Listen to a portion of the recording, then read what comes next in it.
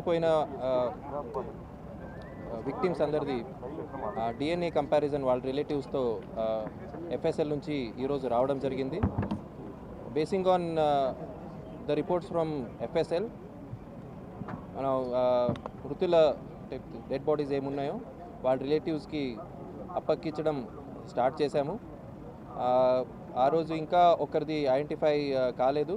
నిన్న నైట్ మనకి క్లూజ్ వచ్చి వాళ్ళ రిలేటివ్స్ కూడా చిత్తూరుకి చెందిన ఆయన వాళ్ళ రిలేటివ్స్ కూడా వచ్చి ఈరోజు వాళ్ళది రిపోర్ట్ కూడా వచ్చిన తర్వాత వాళ్ళ బాడీస్ని కూడా హ్యాండ్ ఓవర్ చేయడం జరుగుతుందండి. సో ఇక్కడ 19 అంబులెన్స్ అరేంజ్ చేశాము. దాంట్లో ఫ్రీజర్ బాక్స్ ఉంది పెట్టి నెసెసరీ డాక్యుమెంట్స్ ఏమున్నాయో ఎఫ్ఐఆర్ కాపీ, ఇన్క్వెస్ట్, పోస్ట్మార్టము అవన్నీ దాంతో procedure as per procedure we are handing over the bodies to the victim families. So already మొన్న జరిగిన ఇన్సిడెంట్లో ఒక ఎఫ్ఐఆర్ ఉలిందకొండ పోలీస్ స్టేషన్ నుంచి చేయడం జరిగింది. నిన్న మనకి వచ్చిన కొత్త ఫ్యాక్ట్స్లో అంటే 2 వీలర్ సపరేట్గా స్లైడ్ అయ్యి పడడము, దానికి ఇంకొకటి సపరేట్ ఎఫ్ఐఆర్ ఇష్యూ చేయడం జరిగింది. సీన్ రీకన్స్ట్రక్షన్లో ఇటు ఎర్రిస్వామి స్టేట్మెంట్ ఏ విధంగా ఉంది, డ్రైవర్ స్టేట్మెంట్ ఏ విధంగా ఉంది, పోలీసుల దర్యాప్తులో ఏం తేలింది అసలు?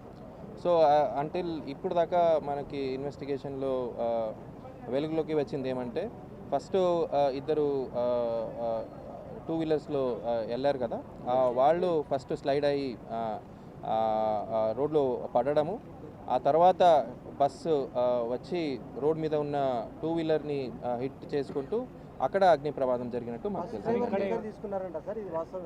బస్ డ్రైవర్ అయితే లిక్కర్ తీసుకోవడము వాస్తవం కాదండి. 2 వీలర్ రైడర్ ఎవరున్నారు శివశంకర్, అతనిది ఎఫ్ఎస్ఎల్ రిపోర్ట్ ఈ రోజు మార్నింగే వచ్చింది. అతను ఆల్కహాల్ తీసుకున్నట్టు నిర్ధారణ అయింది. వాళ్ళు స్కిడ్ అయి పడ్డారు అనేది మనకి ఇప్పుడు దాకా ఉన్నట్టు సమాచారం అండి.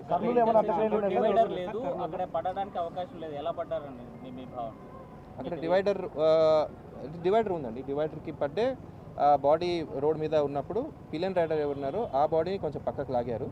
ఆ తర్వాత 2 వీలర్ లాగే లోపల బస్సు వచ్చింది. అంటే జరిగిన ఘటనకి ఎక్కడైతే బాడీ పడి ఉందో డివైడర్ అంటే మన యూటర్న్కి సంబంధించి సుమారుగా 300 మీటర్లు దూరంగా ఉంది. ఆ నేపథ్యంలో డివైడర్ని ఎలా ఢీకొట్టారని ఫస్ట్ 2 వీలర్ వెళ్తున్నప్పుడు డివైడర్ ఢీకొట్టి పడిందండి. ఆ స్పీడ్లో 2 వీలర్ అనేది ఒక 20 మీటర్ ముందుకు వెళ్ళింది.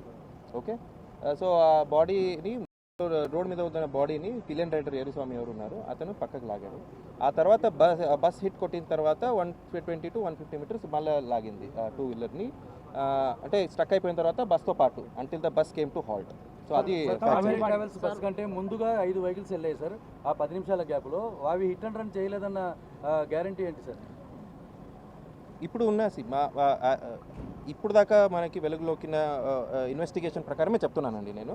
As of now investigation says that. తర్వాత ఆ బస్సు వాళ్ళు కూడా మన టచ్లో వచ్చారు, వాళ్ళ దగ్గర కూడా నుంచి స్టేట్మెంట్స్ తీసుకుంటున్నాం.